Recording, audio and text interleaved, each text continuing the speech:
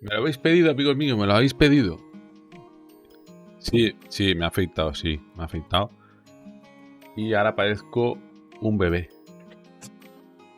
¿No? Bueno, me habéis pedido una segunda parte. Va a haber varias, así que solo tenéis que dar un like y escuchar. Muchas gracias por estar aquí, nos vemos. Vamos a empezar. Encaramarse en la ola que los va a llevar al poder y a los privilegios. Y una vez que están ahí, eso se convierte en algo que para ellos, por supuesto, es aceptable. Y en el caso más extremo de los revolucionarios como Castro, como Chávez y todas esas personas, además, es necesario. Lo pongo en contexto, ¿vale?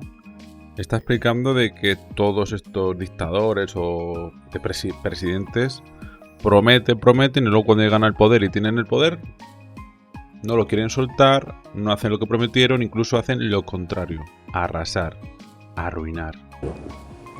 Porque tú no puedes hacer la revolución y no puedes estar protegiendo al pueblo. Acuérdate que la revolución nunca termina. La revolución es permanente y eterna. Porque tienes que estar protegiendo al pueblo una vez que llegaste al poder de los enemigos de la revolución. De ahí se justifica que se mantengan en el poder sine die. Exacto. Justificas que estés en el poder para siempre y justificas todos los privilegios que te da el poder. Porque por supuesto, si estás haciendo la revolución, tienes que andar en un jet privado. ¿Cómo vas a estar con el pueblo andando en aviones populares, digamos, que son muchas veces privados, pero para el pueblo, o bien en líneas aéreas estatales? Tú no haces eso, tú tienes tu propio avión. Porque la importancia de tu misión es tal, de proteger a toda la gente. Y como los enemigos de la revolución pueden estar en todos lados, entonces tú tienes que aislarte y vivir en el palacio. Estar rodeado de tu gente más cercana y tu familia también tiene que aislarse. Y andar en autos blindados, con choferes, y moverte y comer la mejor comida, porque tienes que estar en condiciones de defender la revolución.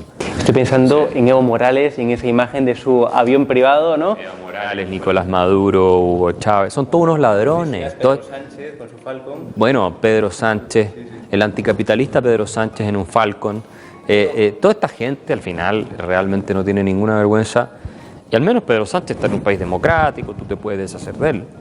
Ahora, no lo puedes hacer con Chávez, no lo puedes hacer con... Y tampoco lo podrías hacer con probablemente mismo Pedro Sánchez y Podemos, si ellos pudieran redactar la Constitución española como quisieran, que es lo que está pasando en Chile. Pero vamos a la base de nuevo, y esto no sería posible si no fuera por los impuestos, es decir, porque para poder financiar todo lo que llevan a cabo es vía impuestos, vía gasto del contribuyente, porque el dinero público no existe como tal, existe el dinero del contribuyente, lo que pagamos religiosamente cada mes los españoles, los chilenos, los venezolanos, etcétera. Claro, si aumentamos los impuestos, eso evidentemente desincentiva, que lo explicas muy bien en tu libro, desincentiva la iniciativa privada. Es decir, si yo produzco, si yo genero riqueza y a mí mes tras mes me extrae y cada mes incluso hasta una cantidad mayor el Estado, eso me desincentiva que yo siga generando riqueza, que prefiera que otro la genere por mí y que por tanto poder vivir pues del cuento público.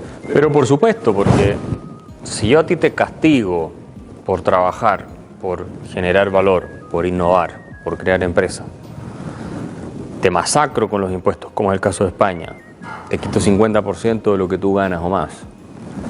Y al mismo tiempo, si no trabajas, te doy una serie de subsidios y transferencias que pagan los que trabajan, yo estoy creando una sociedad como la Argentina, cada vez más, donde tú terminas con incentivos para obviamente no trabajar, no producir, lo que empobrece a la sociedad, porque hay menos stock de riqueza disponible, ya que tú no estás participando de la producción, y al mismo tiempo vivir del Estado, ya sea como porque trabajan en el empleo estatal o porque te dan subsidios.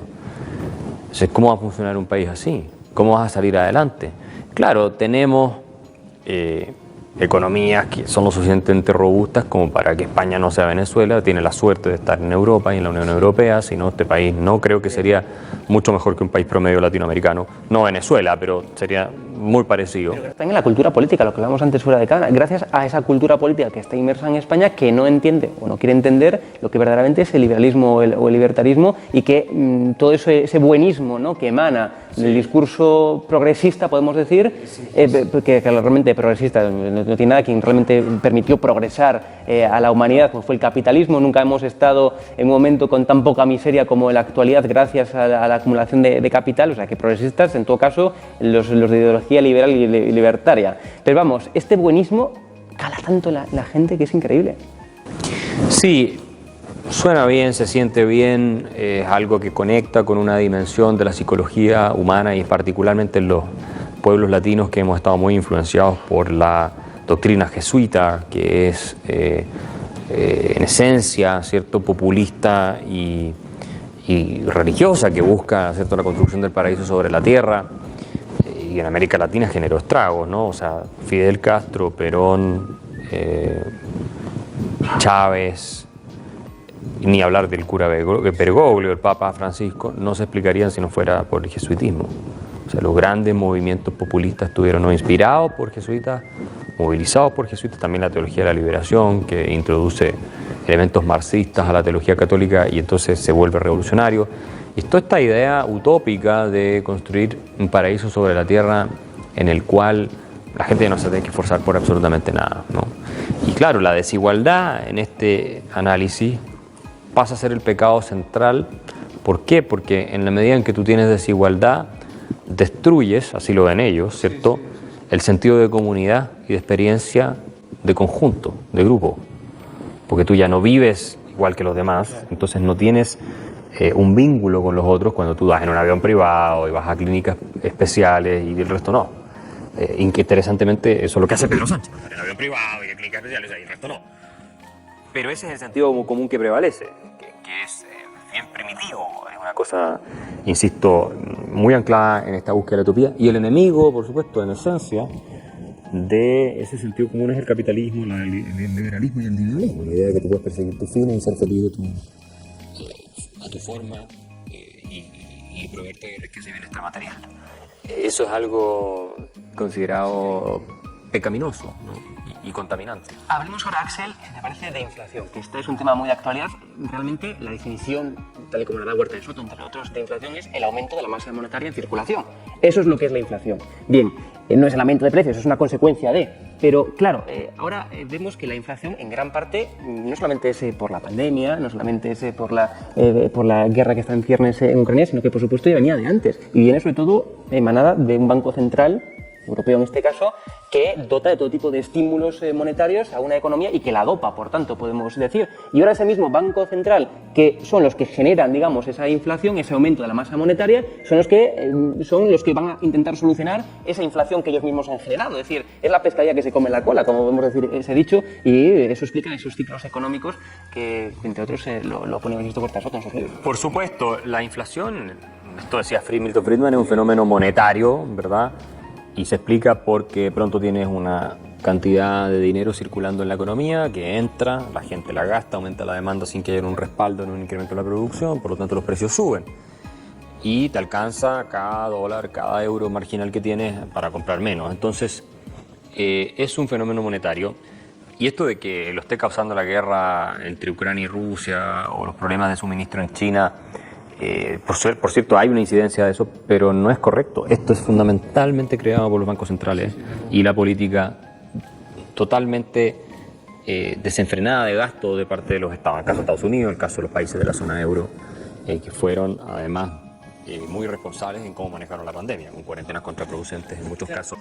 Efectivamente, con pandemia, por ejemplo, cuando hablamos antes, es que el propio Estado fue el que paralizó la economía. ¿Lo que no hizo? Claro, y eso evidentemente también genera, digamos, que aumente las consecuencias de la inflación. Absolutamente, lo que no hizo Suecia, lo que no hizo Florida, lo que no hizo, en cierto sentido, al menos como otros lugares de España, la misma Madrid, pero ¿por qué, si es que la inflación fuera un problema global que están teniendo todos y es producida por la guerra y por el problema con China, ¿por qué Suiza no tiene inflación?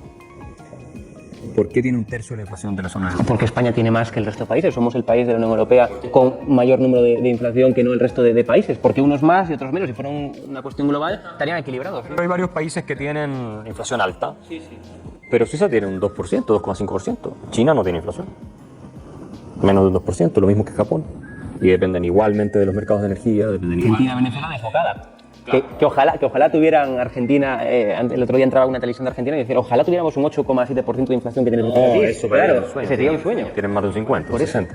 Entonces, ¿por qué? Porque imprimen todo ese dinero. Acá fue exactamente lo mismo y la inflación llegó para quedarse un rato o un buen tiempo, vamos a ver. Probablemente todo el 2023 va a seguir con inflación alta y con bajo crecimiento económico o cero crecimiento económico, incluso recesión.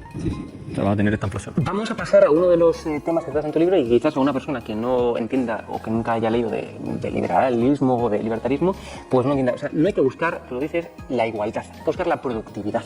Y esto a veces, claro, cuando yo digo es que el objetivo a perseguir no es la igualdad, y la gente se queda, pero ¿qué está diciendo? O sea, no quiere la igualdad, no quiere que todos seamos iguales. Desde luego, la igualdad es pecaminosa, podemos decir, porque eso hace que no queramos mejorar, ¿no? Es decir, que impida la mejora y la innovación. Pero desde luego, claro, lo que hay que conseguir es la productividad, es decir, porque es más recomendable no ser igual de pobres, sino que haya desigualdad, pero que sea, en general, un país más rico. Sí, lo que yo sostengo es que tenemos que perseguir.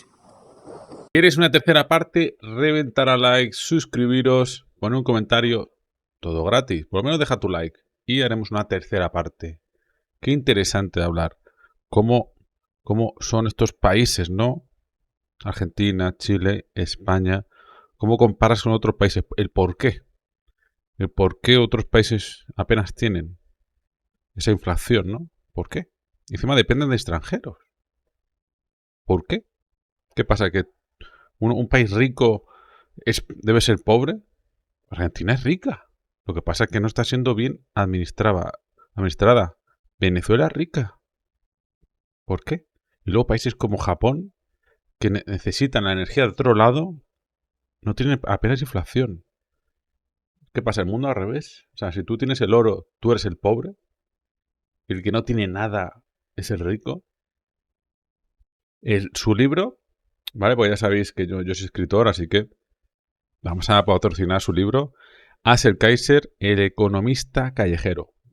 Lo estoy viendo en la mesita. Es un libro pequeño. Si os gusta la economía, o por lo menos saber de todo un poco, comprad el libro de Axel Kaiser, ¿vale? Y luego el mío. Muchas gracias, buenas noches, buenos días y nos vemos en el próximo vídeo. Ya sabéis, si queréis otra parte, dale a like. Muy interesante.